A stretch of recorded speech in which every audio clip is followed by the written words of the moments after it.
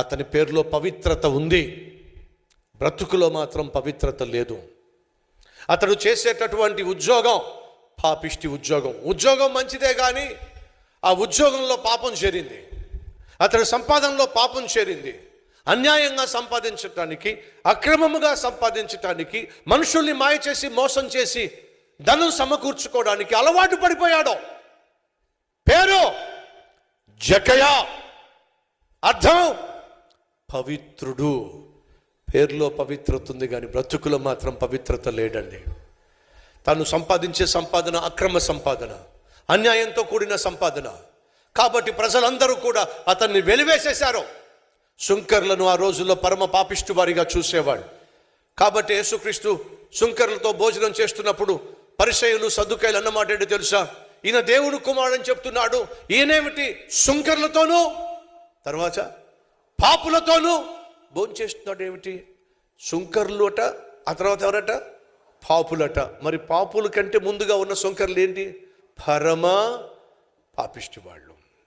ఆ రోజు సుంకర్లను పరమ పాపిష్టి వారిగా చూసేవాళ్ళు.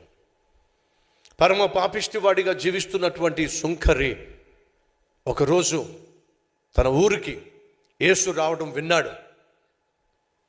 యేసు తను ఉన్న గ్రామానికి వస్తున్నాడు అని చెప్పి విన్నాడు, వచ్చాడు.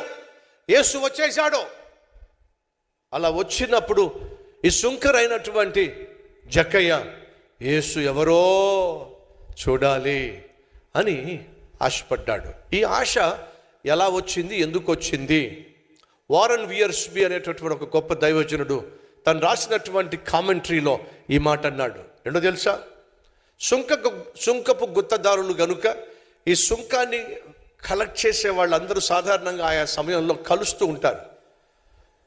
అలా కలుస్తున్నప్పుడు మరొక సుంకరి, జక్కయ్య నీకు విషయం చెప్పాలి.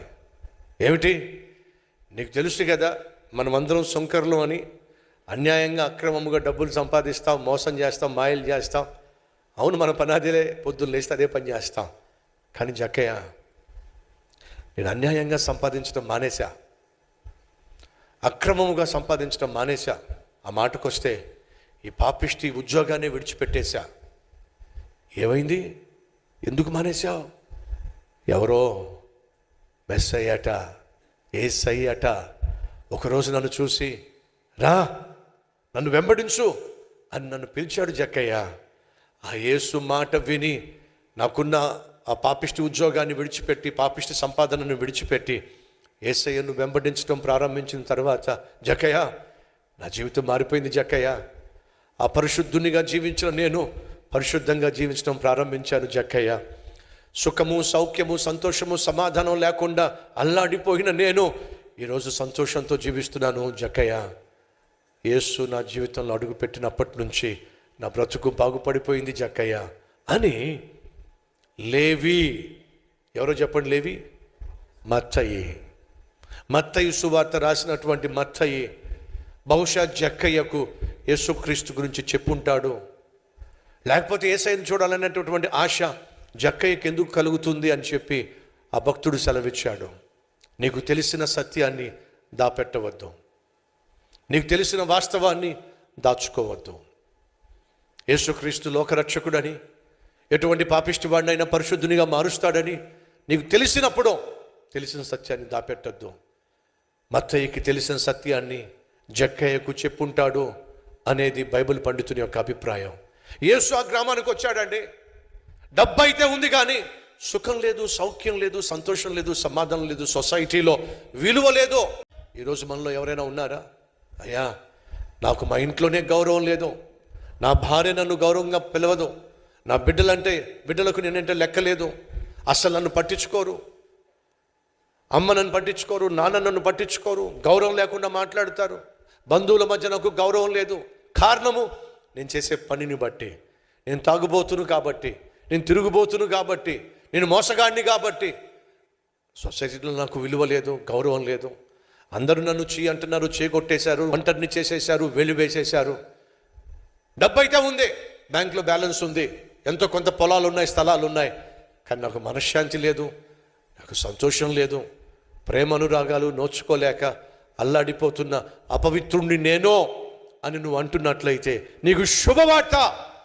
అపవిత్రుడు అయిన నిన్ను వెతుక్కుంటూ నా ప్రభువు ఈరోజు వచ్చాడో.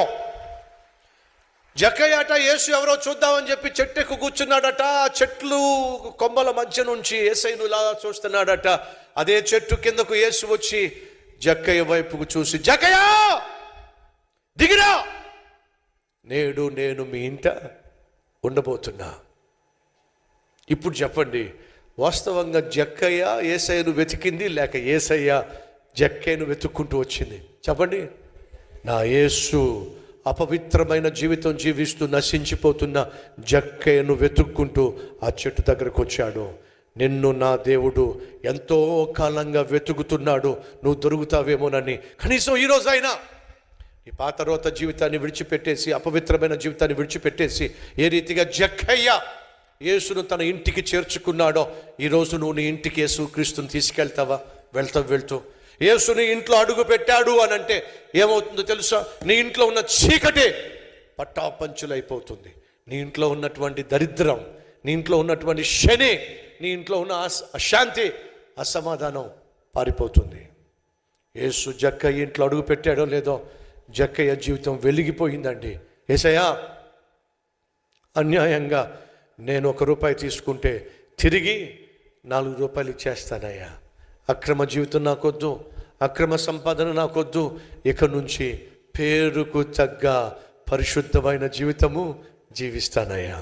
అది చూసినటువంటి యేసు ఏమన్నాడు తెలుసా? ఇతడును అబ్రహాము కుమారుడే అనగా అర్థం తెలుసా? నిత్య జీవానికి వారసుడే. అపవిత్రమైన వ్యక్తిని పవిత్రపరిచి పరలోకవాసిగా మార్చేసిన దేవుడు ఈరోజు అపవిత్రంగా జీవిస్తున్న నిన్నో తన కుమార్తెగా, కుమారుడుగా అంగీకరించి ఈరోజు నీతో పాటు నీ ఇంటికి రావాలని ఆశపడుతూ వెతుకుతున్నాడు. దొరుకుతావా? అబ్రహామును వెతికితే అబ్రహాము తన జీవితాన్ని దేవునికి అంకితం చేస్తే ఈ భూమి మీద ఉన్న ప్రతి విశ్వాసికి తండ్రి అయిపోయాడండి. అంతకుడుగా ఉన్నటువంటి మోషే కోసం దేవుడు వెతికితే ఆ అంతకుడు దేవుని చేతిలో పడితే మహా గొప్ప నాయకుడు అయ్యాడండి. ఈ అపవిత్రమైన వాడు తన జీవితాన్ని, తన ఇంటిని ప్రభువుకు అప్పగిస్తే పరిశుద్ధమైన జీవితం జీవించి ఈరోజు మనకు సాక్షిగా బ్రతుకుతున్నాడండి.